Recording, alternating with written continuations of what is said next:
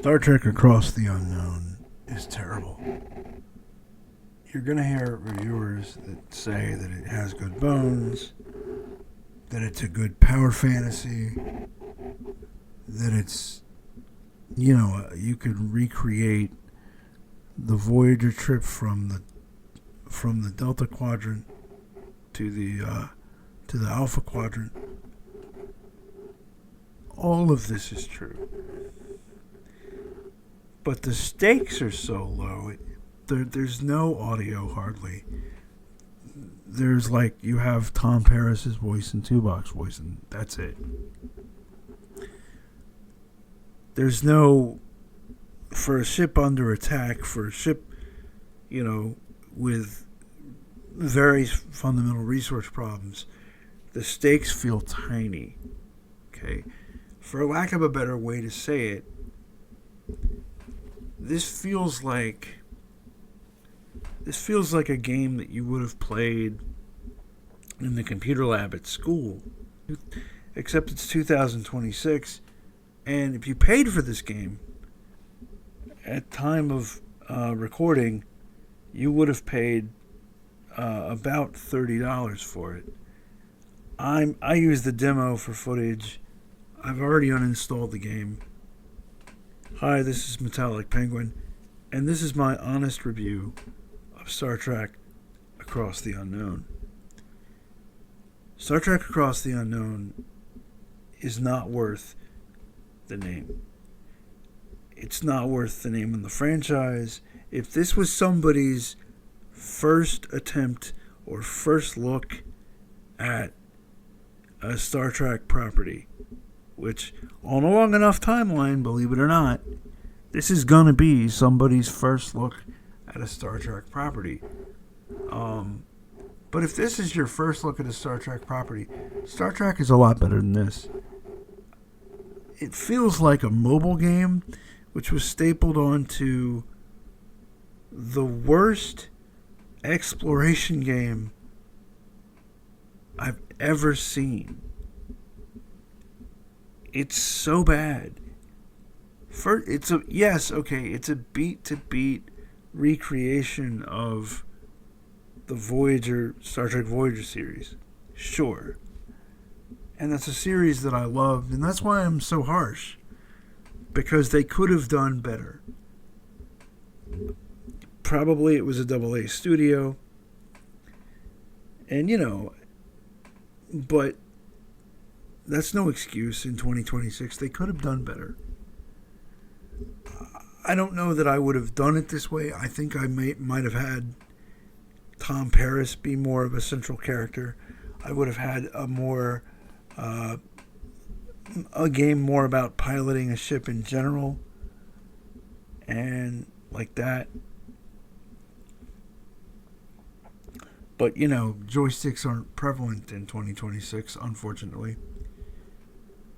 And I think that held it back. I think the piloting, that's the other thing. The combat of this ship, of this game, was, when I say it was atrocious, I mean nothing about this game at all felt like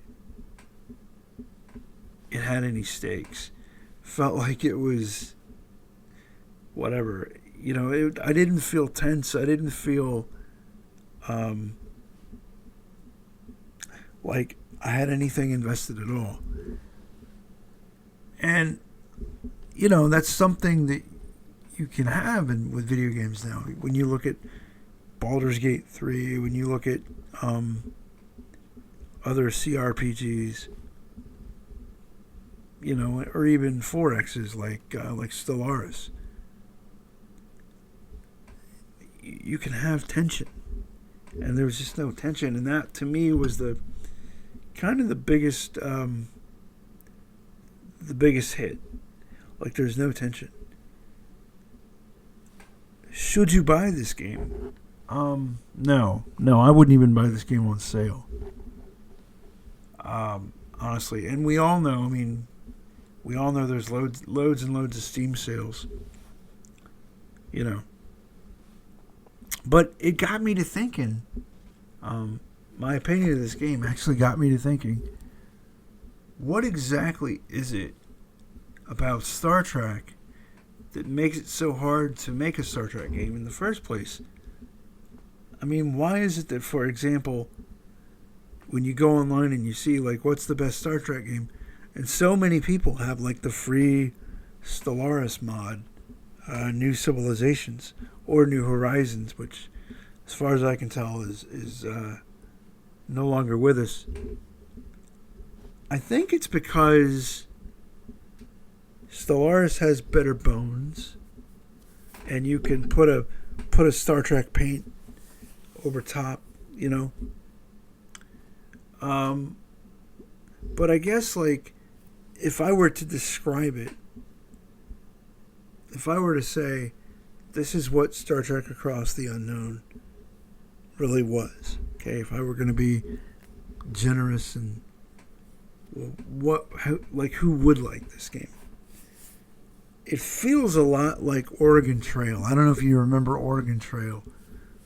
It feels a lot like Oregon Trail because Oregon Trail had a lot of what we would today call cutscenes, and there was a lot of exploration, which, looking back on it, wasn't too procedurally generated. But I remember being a kid and just really loving Oregon Trail. In fact, that was one of my disappointing moments in gaming as an adult, is playing Oregon Trail again as a grown-up and just realizing, oh my God, this is not at all what I remembered. It's not at all what I thought it was. But I guess, like, they made this movie literally for grammar school kids, or they made it as a cynical cash grab because, like, they have the infamous Day One DLC. And, I mean, you know, that to me is a gigantic red flag. Day One DLC. But, there, you know, to me, if you want to scratch the Star Trek itch in video game form, to me, the closest you can get now is the New Civilizations mod from Paradox. And that was better than this, than Star Trek Across the Unknown, simply because it just felt better. It felt more tense. It feels more, there's no, the problem with a game based on a television show where they say you're going to go beat to beat with the television show is right off the top, even if you made it great, even if you were to love this game, I would be very, very concerned about replayability, because once you've done that, you've already done it. And they'll say, in the Steam store, they say, well, the replayability comes from how you can change your reactions to the text. Well, okay. The problem with that is that there's clearly one best answer. It's not like, say, with Baldur's Gate 3, where you put an answer in, and then, hours later you get the consequences of that answer. Or like, Fallout can be like that, or whatever. There's an actual answer that your own self-interest would have you pick, right? And to me, it's just, this is a skip. And if I'm being harsh, I want to be harsh because we're talking about people's money and we're talking about people's time, right?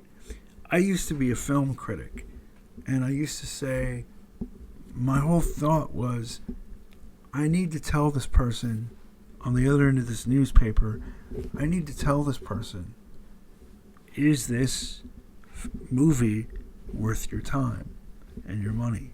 And to me back then, it was two different measures. Was it worth your time? Is it worth your money? To me, this is not worth your time. The Star Trek Across the Unknown in no way is worth your time. And to me, the other red flag. So when I decide to do something, I like to go on the Steam database and look at player count. And for a game this new, with all this buzz on YouTube, there was 2,000 people playing it on the day I looked. And you compare that to, say, Stellaris, which is what? 10 years old at this point. So Stellaris had a player count of 20,000 on the day I looked, or at the moment I looked.